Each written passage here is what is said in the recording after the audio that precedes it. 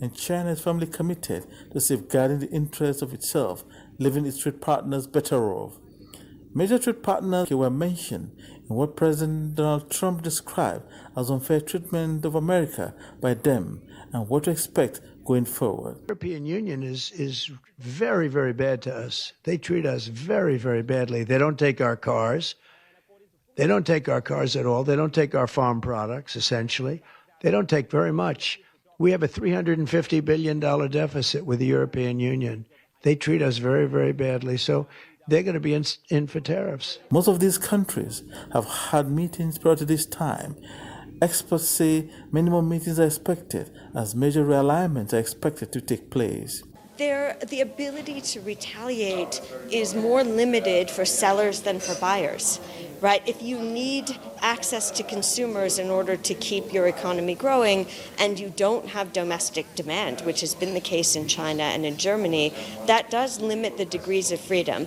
There will be retaliation. China's already limited processed rare earths.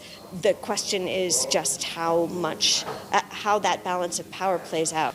I think if tariffs are raised, we'll probably see more fragmentation of the global trade and the global world, and we'll see rising prices for consumers because it means higher costs for companies. So by the end of the day, I think the risk on tariffs is exactly on consumer prices. In other news, Prince Harry and his lawyer, David Shabon, dramatically settled a fiercely disputed lawsuit against Rupert Murdoch's UK tabloid publisher, which apologized for hacking the British royal's phone and agreed to pay him substantial damages. The scene after London's Royal Court of Justice as Harry settles hacking lawsuit against Mirror reflects love for him and the royal family. Kolom Hamad, NTA News. Vice President Kashim Shettima joins other world leaders to push for the full implementation of the African Continental Free Trade Area, with a target to boost Africa's economy to $29 trillion by 2050. Vice President Shettima and the global leaders declared their nation's positions during a forum of Friends of the Area Agreement on the sidelines of the ongoing 2025 annual meeting of the World Economic Forum in Davos, Switzerland. State House correspondent Abdurrahman Jabrila reports.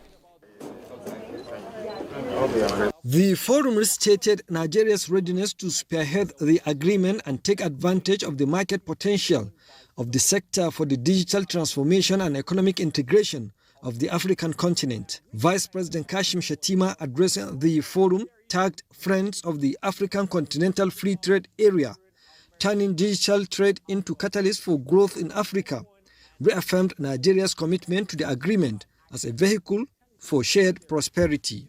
As we are talking, there are 220 million telecom subscribers in Nigeria, 163 million internet users. So this provides us with a vista of opportunities for empowering our people. The maximum we have ever gained from the process of oil was 35 billion in 2011. But India, last year alone, got about $120 billion from outsourcing alone. We are a young continent, and the future belongs to us. So I'm absolutely certain that in the fullness of time, Africa that missed the agricultural age, that missed the industrial age, I believe will leapfrog to the post-industrial knowledge-driven age. The World Economic Forum president, while welcoming the vice president and other African leaders, said Africa's demographic advantage presents huge economic opportunities for the continent, pointing out the transformative potentials of the African Continental Free Trade Area, projecting that its full implementation could boost Africa's economy to $29 trillion by 2050. There's great yields ahead, and that's also needed, of course. If the Secretary General of the Free Trade Agreement is given all the support he deserves, it can boost intra-African trade with staggering 50%. Other African presidents, including Cyril Ramaphosa of South Africa, made contributions. Abdurrahman Jibrila, NTA News. And to speak further on the ongoing World Economic Forum, talking about the issues, we have an economist, Mr. Ogbonna Okuko. Thank you so much for joining us, Mr. Okuko. Now, looking at the World Economic Forum holding in Davos, which is underway, the theme, Collaboration for Intelligent Age. What does this say to the world? Yeah, for me, the World Economic Forum has become a trusted platform for world leaders to come dialogue and foster cooperation. And, looking at the diversity and the complexity in the world now and the era where, the fast-moving era where technology and all other things are taking over, for me, it's a platform where every world leader that is serious will come to showcase what new policies and what new ideas that you have. So this is the 55th one, and then it means that a lot of leaders, world leaders, private sector players, that's major private sector players, would want to be part of that strategic engagement. And if you want to look at a place where what would you call a strategic a platform for engagement? Place where you find high-level decision makers, be it heads of nations, be it head of corporations, or be it heads of organization, international organizations. So at those kind of forums, that's where you find them. So the best thing to do is to find your way in those kind of the kind of confluence where you can have engage strategically, and then to better or to interact more with other your peers, or to also interact to see where the world is going to, and then from there you can actually build from there. Okay, Mr. Okuku, one fascinating aspect of the forum is on ways on how to boost investment in human capital development, especially for developing countries. Let's put Nigeria on the picture. How would these be upskilled? Now, see, it's very key because, you need to know what level of investment you must put into human capital development, because it's very key.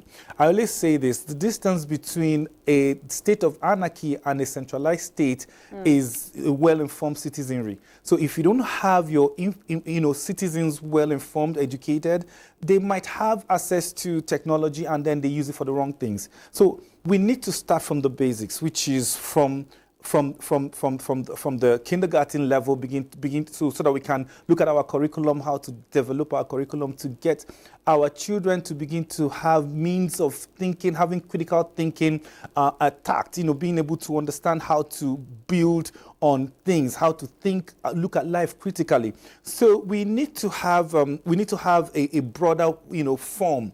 When it comes to a robust curriculum development, we need to be able to, have the right people who will pass this information.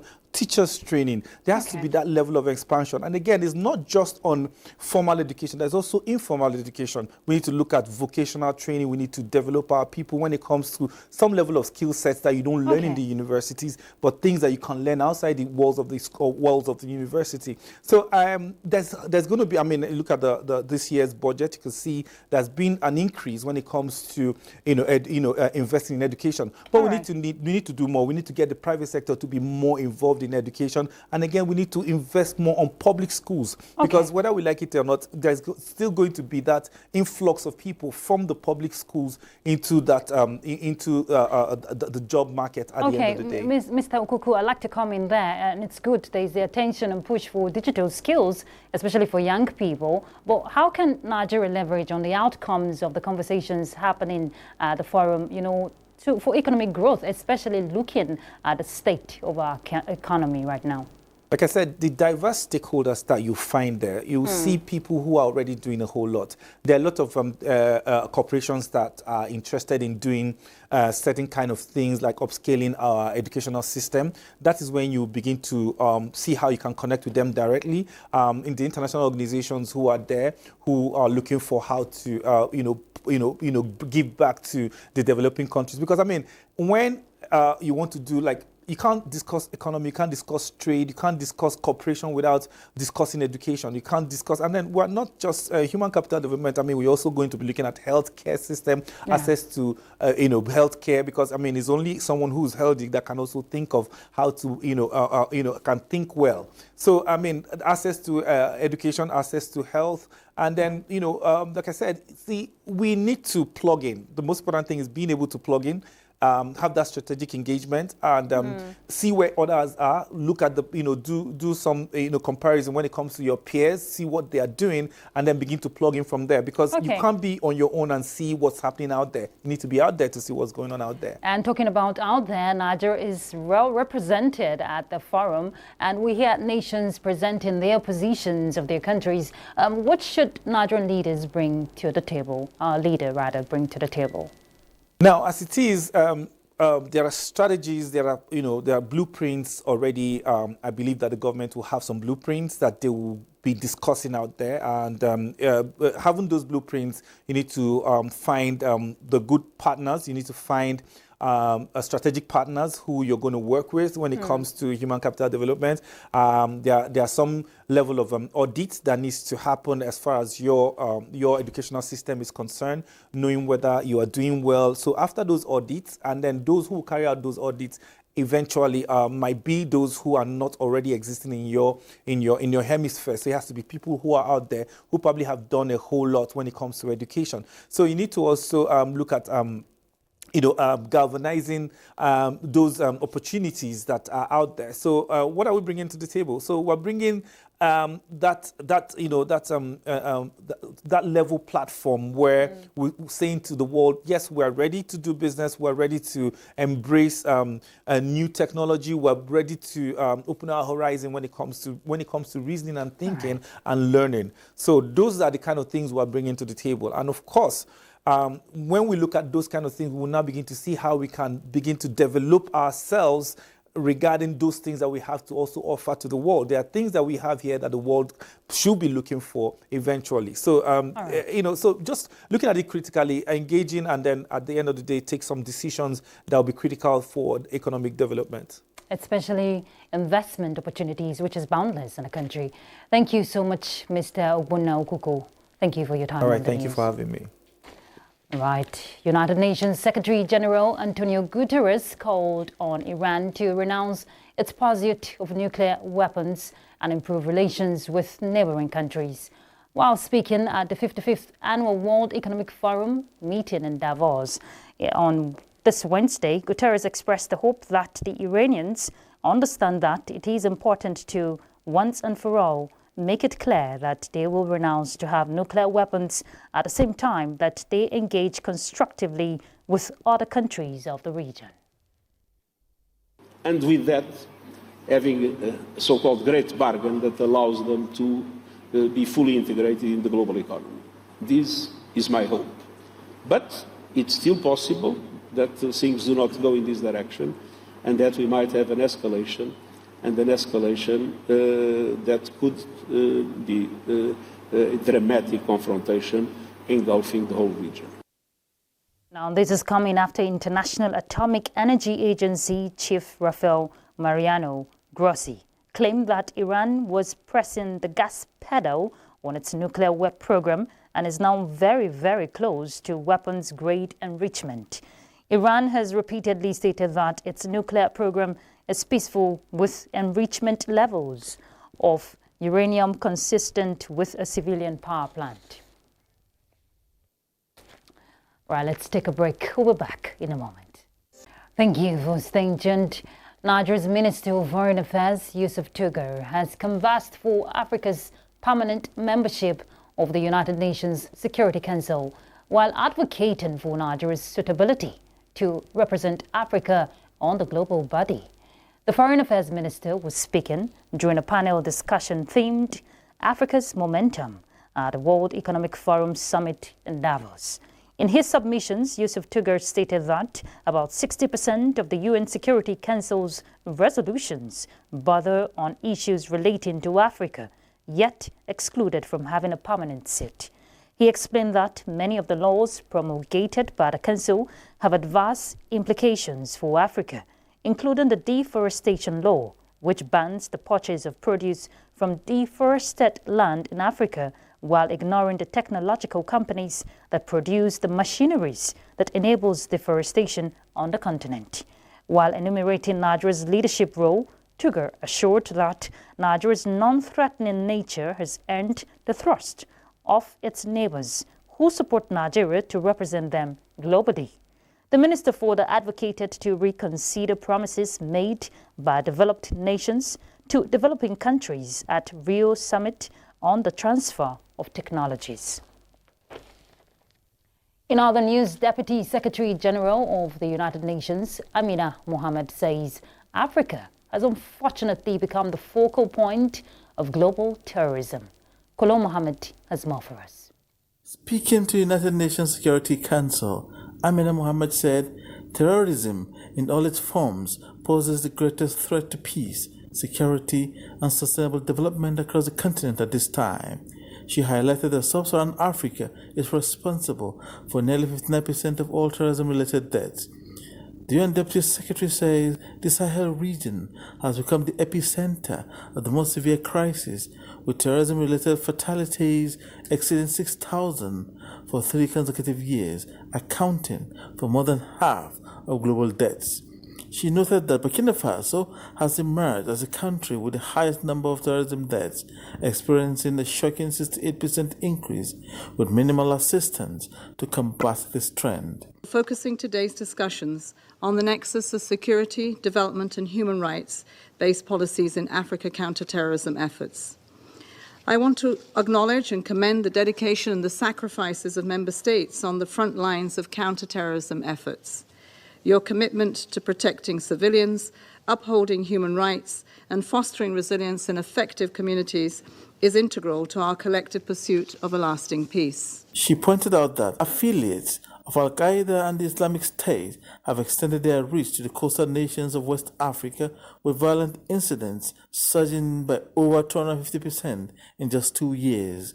She warned, "Let's be clear, if this continues, the future of West Africa is at serious risk."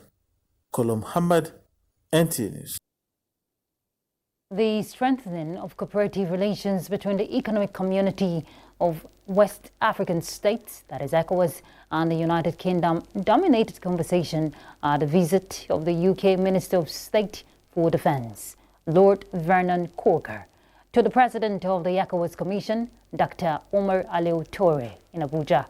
Lord Vernon Corker and Dr. Omar Aliou Toure also discussed the many security challenges to peace and stability in the West African region, including terrorism, violent extremism, and organized crime.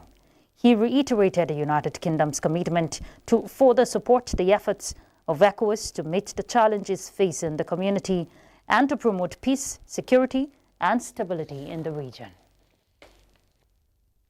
The Federal Republic of Nigeria congratulates President Donald Trump following his successful inauguration as the 47th President of the United States of America. A statement by the Ministry of Foreign Affairs states that Nigeria and the United States have enjoyed cooperation in diverse areas of mutual interest, especially in promoting good governance, sustainable development, and the fight against terrorism and violent extremism. Therefore, Nigeria looks forward to further strengthen her historic, strong, and vibrant strategic partnership for the mutual benefit of the two countries. His name is Kayode Adewale, and he also emerged as Ogun State Best Teacher. That was in 2020. Kayode Adewale has been listed among the top 50 teachers globally. Now, the United Nations Educational, Science and Cultural Organization, UNESCO, made this known through a mail addressed to his school principal after thorough screening and consideration of his dedication to transforming education in Nigeria by using 21st century skills in his teaching practices. Anthony Gandonu has more on this genius, who was shortlisted for the GEMS Education Global Teacher Prize after applications from 89 countries and selection from over 5,000 nations. Adewale, a mathematics and ICT teacher, was in the classroom with his students at Imagbon Imaka Comprehensive High School, Imagbon, Ogun State, when his school principal, Dr. Simeon Odeni, rushed in to break the news of his selection by UNESCO as one of the top 50 teachers globally. Kayode Adewale's groundbreaking work in education has garnered local and international recognition, which earned him a place among the top 50 teachers globally for the esteemed Global Teacher Award. A graduate of Taisho Larin University of Education, Ijagun, Ogun State, in Nigeria's premier university of education, Adewale has risen to prominence with innovative methods of teaching and a deep sense of commitment to educational transformation. I started my career as a primary school teacher in the year 2006, and from there I felt I've done a lot after 2 years. I joined the secondary school sector in the year 2008 as what we call grassroots teacher. Grassroots teacher simply means they pay me 6,500 naira. I left the work of 10,000 naira to take up the work of 6,000 naira just because I felt my impact can be more felt at that secondary school level. And I set an objective for myself. My objective is to contribute and be at the forefront of transforming education in Nigeria. Adewale, who is set to receive this global honor, said aligning his thoughts with late Professor Babatunde Fafunwa's educational policy and federal government's language policy are his driving force. There is need for us to go back to what the research of late Fafunwa that says we need to teach this young one in an indigenous language. I have tested this, it has worked. I created content in my own local dialect, which is Ijebu, and it made the mathematics as a subject become like as if somebody is drinking water to the student, and I fed that in the higher education potentials of myself. So I've developed the solution, and the solution is going to be in the 3 major languages we are speaking in Nigeria: Hausa, Igbo, and Yoruba. While testifying to his versatility, some of his students concluded that his method of incorporation of local language, music, and video enhanced their assimilation of the subjects. When I got to senior school, due to what he has been teaching us, I started learning from mathematics. Now I understand mathematics better. They teach us the way we'll be able to develop questions ourselves. So when we develop questions ourselves, we'll be able to solve any other questions. There is something we call edutainment, where you impart knowledge and you still entertain the purpose.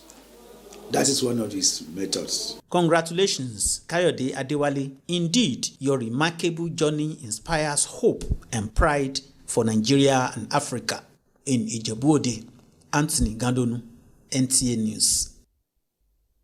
Now you know teacher's reward is no longer in heaven, but here. All right, let's take a weather perspective for Thursday.